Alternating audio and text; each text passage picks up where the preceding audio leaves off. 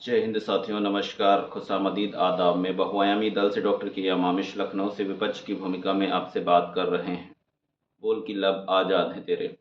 साथियों, उत्तर प्रदेश योगी सरकार के द्वारा खास करके अल्पसंख्यक मुस्लिम समाज के अगेंस्ट मदरसा निरीक्षण को लेकर यह कहते हुए 350 से ज़्यादा मदरसों को शहीद नस्तो नाबूद बिल्डोजर कर दिया गया कि उसकी गतिविधियां देश विरोधी हैं।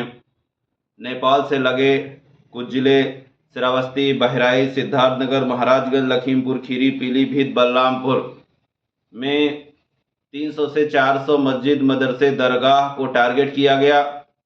मेरा योगी सरकार से पहले तो प्रश्न है कि दरगाह और ईदगाह जो खेतों और खरिहानों में बनी होती हैं, उससे देश विरोधी गतियां होने का क्या सवाल बनता है। और आपके द्वारा प्रशासन में बैठे पुलिस के अधिकारी और जांच एजेंसियों के द्वारा यह आरोप लगाना कि नेपाल बॉर्डर के तराई क्षेत्र के जिलों को मुस्लिम पट्टी बनाए जाने की साजिश की जा रही है, या बगैर कोई जनगणना कराए यह बताना कि जनसंख्या बढ़ाई जा रही है, या यह कहना कि घुसपैठ है या फॉरेन फंडिंग हो रही है, ये निराधार, बेबुनियाद, बगैर कोई साक्ष्य आप जबरन आरोप लगाना चाहते हैं। यदि आपके पास, आपके अधिकारियों के पास इस तरीके के कोई साक्ष्य या सबूत हैं, तो एक दल संचालन कराने के नाते आपसे मेरा मांग और निवेदन भी है कि जनता के समक्ष आप साक्ष्य प्रस्तुत करें। विभिन्न प्रकार की प्रेस न्यूज एजेंसियों में, टीवी चैनलों में प्रेस कॉन्फ्रेंस करें, ताकि दूध का दूध, पानी का पानी हो सके। क्योंकि आपकी ये नफरतवादी गंदी राजनीति देश को डुबोने का, जहर बोने का, वायरस जनित इंजेक्शन देने का काम कर रहा है। साथियों, मेरे पास एक ज्ञापन है जो अभी ही सरकार की कुछ एजेंसियों को उत्तर प्रदेश के सभी जिला पुलिस अधीक्षक, जिला मजिस्ट्रेट के साथ साथ मुख्यमंत्री कार्यालय, अल्पसंख्यक कल्याण बोर्ड, मुस्लिम पर्सनल लॉ बोर्ड, वक्फ बोर्ड और शिक्षक संगठन मदरसा से रिलेटेड को भेजा गया है, जिसमें नेपाल बॉर्डर से लगे मस्जिद, मदरसे, दरगाह, ईदगाह पर बगैर कोई सबूत साक्ष्य पेश किए आरोप लगाकर 350 से अधिक मुस्लिम धार्मिक स्थलों को शामिल या शहीद किए जाने के संबंध में भेजा गया है।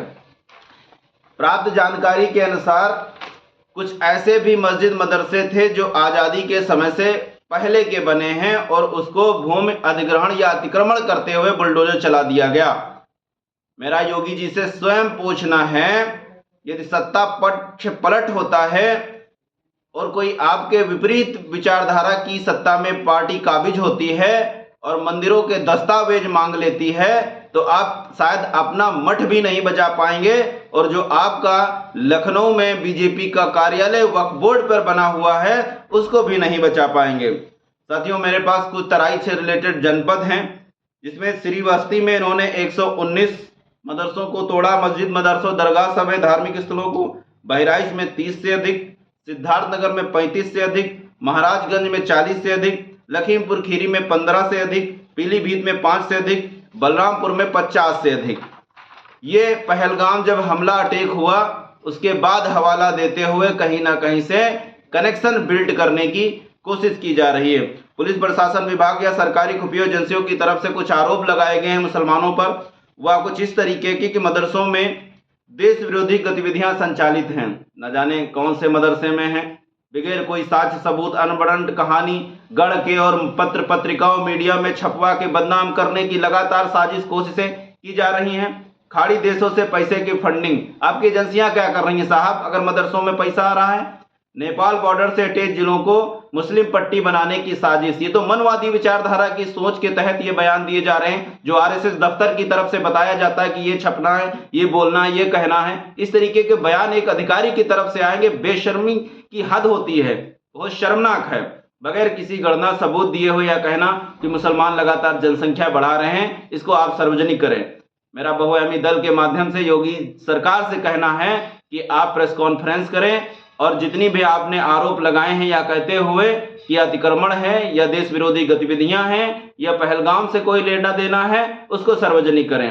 अन्यथा यदि आप लोग सबका साथ सबका विकास की बात करते हैं तो जो मंदिर, मस्जिदें, दरगाहें, कब्रिस्तान, ईदगाह आजादी के पहले से बने 1920 से 47 के बीच में, उनको एक नया अध्यादेश लाके लीगल भी तो कर सकते थे, लेकिन नहीं, आपको बस धर्म विरोधी जहर के बीज बोने हैं ताकि हम जैसे युवा यूं ही गुमराह रहे, अपनी जिंदगी जो है रिक्शा चलाने में, खेत खलिहानों में, गाली गलौज में, भगवा झंडा उड़ाने में, जय श्री राम का नारा लगाने में बर्बाद कर दे। और आप लोग दिन रात हमारे टैक्स की कमाई से मौज मस्ती करते रहेंगे, अय्यासी करते रहेंगे, मजे लेते रहेंगे।